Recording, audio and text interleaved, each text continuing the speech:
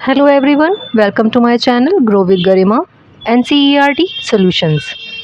आज हमारा चैप्टर है क्लास 6 से सामाजिक विज्ञान और चैप्टर है 1 सामाजिक विज्ञान क्यों।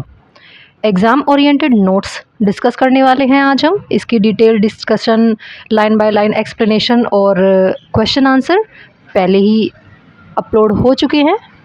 आप मेरे चैनल पे जाके प्लेलिस्ट में देख सकते हैं। तो आज हम इसके नोट्स डिस्कस करने वाले हैं। शुरू करते हैं। सबसे पहले बात आती है सामाजिक विज्ञान क्या है। सामाजिक विज्ञान वह विषय है जिसमें मानव समाज, उसकी गतिविधियों, इतिहास, संस्कृति, शासन और अर्थव्यवस्था का अध्ययन किया जाता है। इसका मुख्य उद्देश्य क्या होता है? समाज को समझना और बेहतर भविष्य बनाना। यह विषय वैज्ञानिक तरीकों का उपयोग करता है, लेकिन इसका केंद्र मानव समाज होता है। देखिए, इसमें वैज्ञानिक तरीकों का उपयोग किस लिए कहा गया है? तभी वैज्ञानिक तरीकों का उपयोग किया जाता है, तभी इसे विज्ञान कहा जाता है। यह समाज से संबंधित है।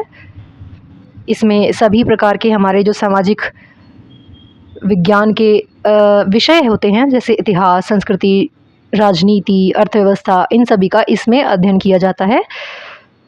आगे चलते हैं। दूसरा पॉइंट है हमारा सामाजिक विज्ञान पढ़ने की आवश्यकता। देखिए, सामाजिक विज्ञान पढ़ने की आवश्यकता क्यों होती है? देखिए, आज की दुनिया में कई समस्याएं हैं, जैसे युद्ध और संघर्ष, सामाजिक तनाव, पर्यावरण पर बढ़ता दबाव, तकनीक के कारण बदलती जीवन शैली। इन सभी समस्याओं को समझने और इनका समाधान खोजने के लिए सामाजिक विज्ञान का अध्ययन आवश्यक हो जाता है। देखिए, ये नोट्स आपके बिल्कुल एग्ज़ाम ओरिएंटेड बनाए गए हैं। आप इन्हें नोट कर सकते हैं और ये आपकी किसी भी एग्ज़ाम की प्रिपरेशन हो, कॉम्पिटिटिव एग्ज़ाम की हो या बोर्ड्स एग्ज़ाम की, तो ये आपके लिए बहुत हेल्पफुल होंगे। चलिए आगे चलते हैं। सामाजिक विज्ञान के प्रमुख उपविषय। अब यहाँ बात कर रहे हैं सामाजिक विज्ञान के जो उपविषय हैं।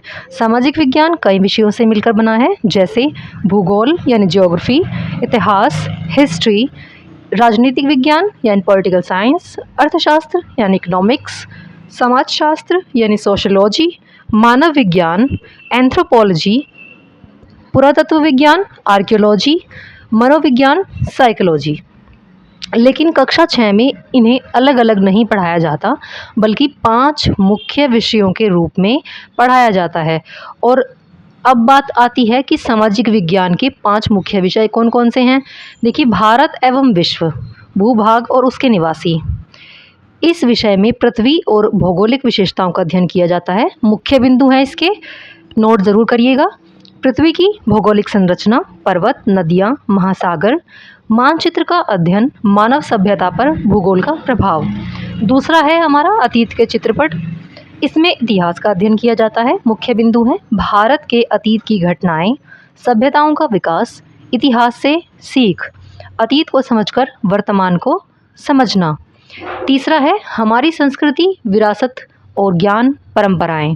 इस विषय में भारत की संस्कृति और परंपराओं का अध्ययन होता है। इसके मुख्य बिंदु हैं भारतीय संस्कृति की विशेषताएं, परंपराएं और मूल्य, सांस्कृतिक विरासत, सभ्यता की जड़ें।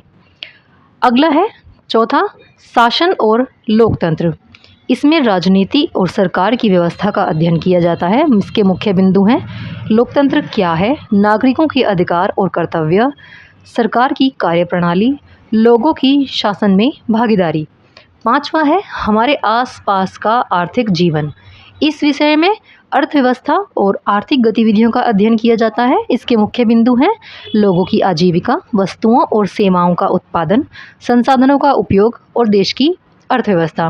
तो अभी हमने डिस्कस किया इस विषय के 5 उपविषयों के बारे में।